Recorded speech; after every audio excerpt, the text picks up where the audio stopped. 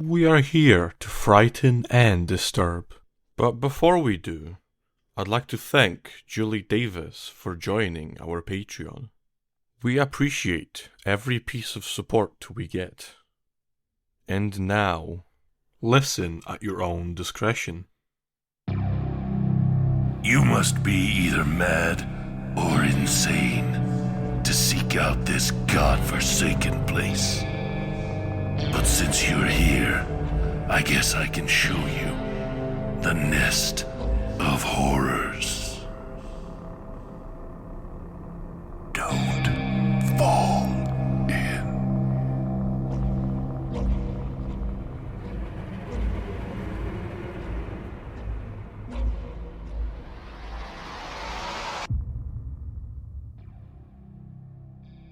Today's story was written and narrated by Easton Lyons, entitled I Was Just Recruited as an Explorer of Realities, and I Think Something is Seriously Wrong with That Deer, Part 2.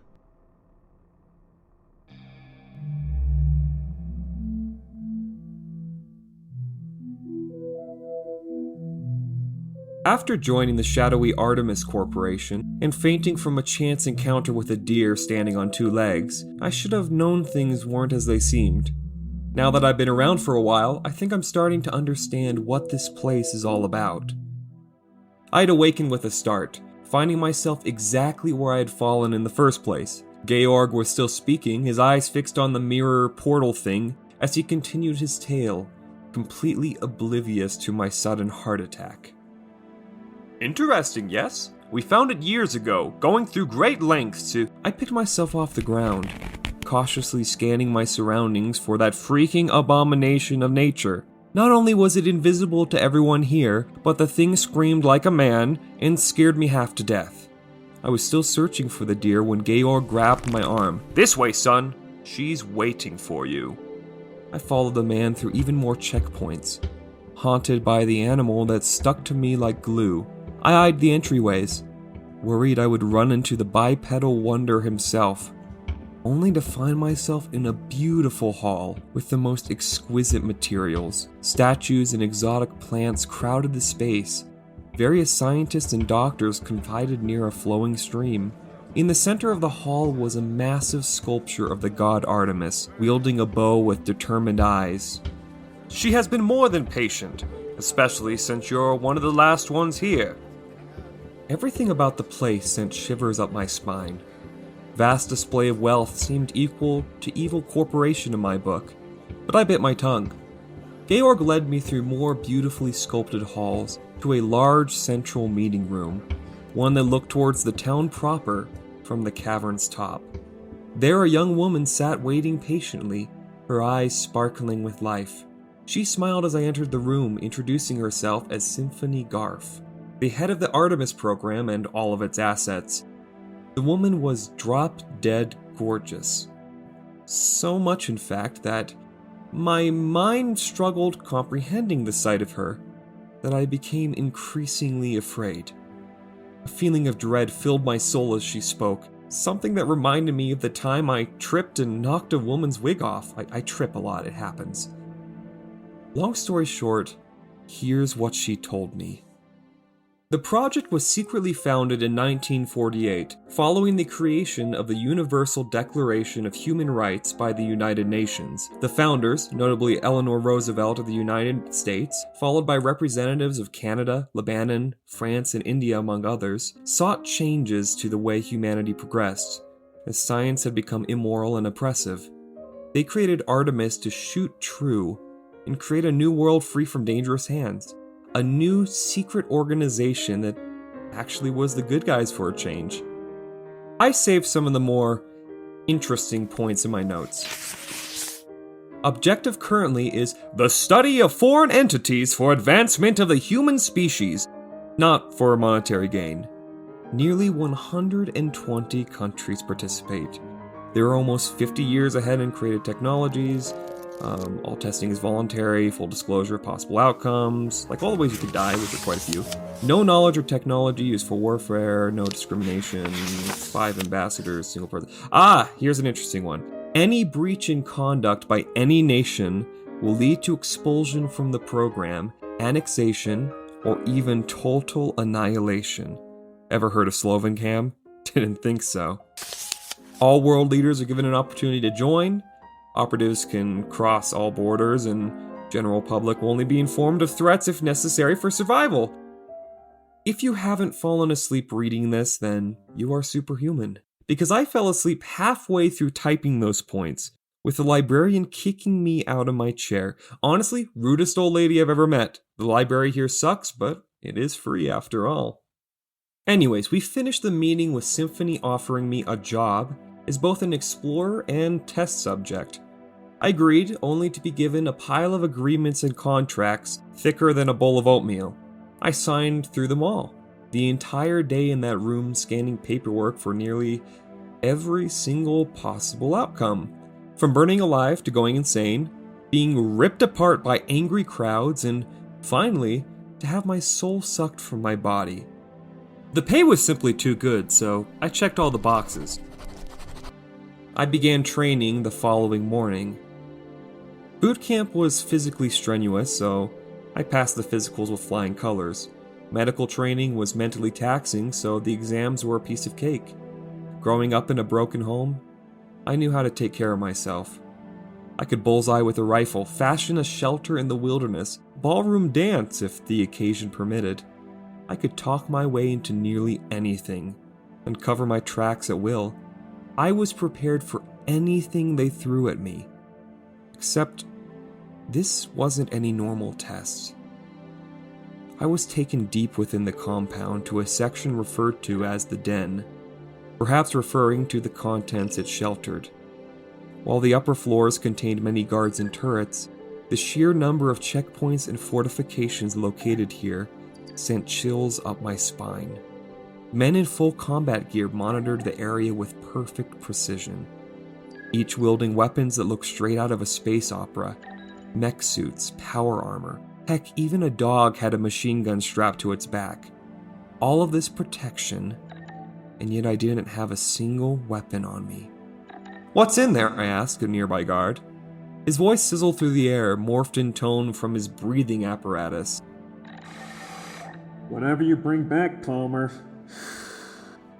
Or in other words, whatever you bring back, Palmer, with a palm being a name for anyone who traveled the realities, something to do with holy lands and pilgrims.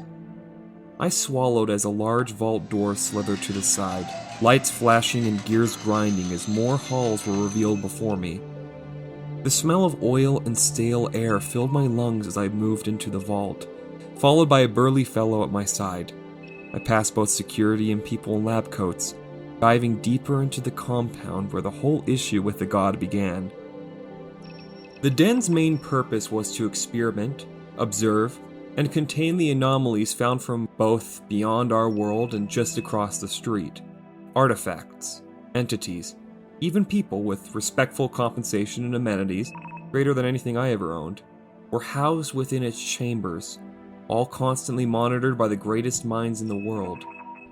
A simple walk down the hallway was enough to haunt my dreams for days to come. A cat with human teeth, ever smiling with unblinking eyes. It appeared to float, shimmering in the air before disappearing. I was rightfully afraid, as this was not Wonderland, and in no way was I Alice. A portrait of a withered tree, surrounded by sensors and cameras behind a wall of plexiglass. Simply staring at the image made me consider planting a tree of my own, something only compounded by a sticker slapped on the nearby wall, proclaiming Happy Earth Day. A man without a face, following my movement as if all-seeing. His baldness continued to where his eyes should have been, masking what emotions should have been upon his face. I stared at him for quite some time, realizing I could hear soft humming emanating from the figure. I left quickly after that. A small staircase, simply waiting in a vacant room. I had an urge to climb it, but there wouldn't have been a point since it went literally nowhere. A moose, who I had taken to be a deer for some strange reason. The reason for me entering the place was simple. As I was to be exploring the vast reaches of the unknown, the project needed to know how I would react with unexplained phenomena. Out of thousands of options, they chose something they considered safe. Something they thought they understood. Were they wrong? Before me was a box, or rather a jar, translation from Old Greek is weird, one that they believed they had understood. It had been opened before by some mad lad, and according to legend, that's why a lot of bad stuff happened. They understood it to be harmless, setting it on a table without any additional precautions, thinking to analyze the way I studied the thing. Why fear? The damage was done, the box was used. So obviously tampering with the thing won't create any more problems. They had a full armed escort just outside the door, scanners, cameras, and an entire continent's economy to stop any threat. What could go wrong? I went wrong. I took a single step, then tripped. I fell through the table. I fell through the box. I broke Pandora's box. Now, I know what you're thinking. Why? Well, it's quite simple. The boots they gave me didn't fit me. Think of it. Enough munitions to obliterate the known universe, yet lack the genius to add laces, slip-ons. One size fits best. Really? The box, vase, whatever the thing was, shattered against my shoulder in a puff of ancient dust, coating the room in a thick darkness that continued to grow.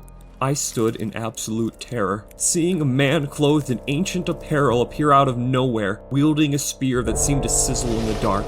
He roared in an ancient tongue, jabbing the thing at me before leveling the weapon towards my body. Terror snapped through my frame at the sight of the glistening figure, his body enveloped in light as if he were a star.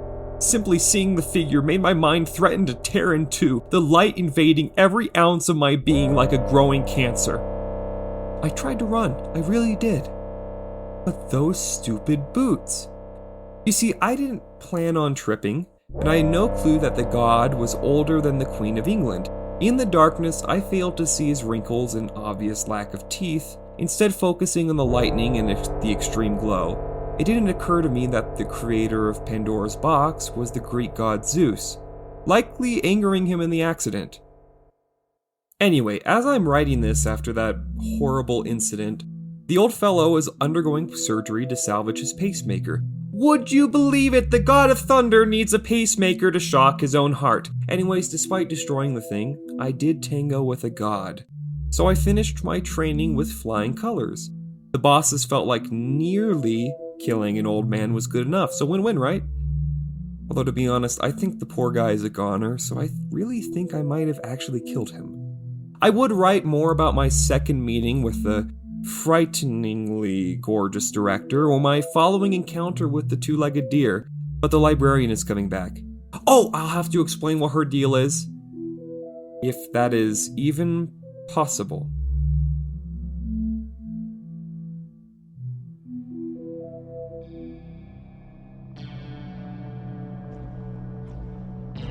Consider reviewing us on iTunes and Stitcher, and following us on social media at Nest of Horrors. Thank you for listening.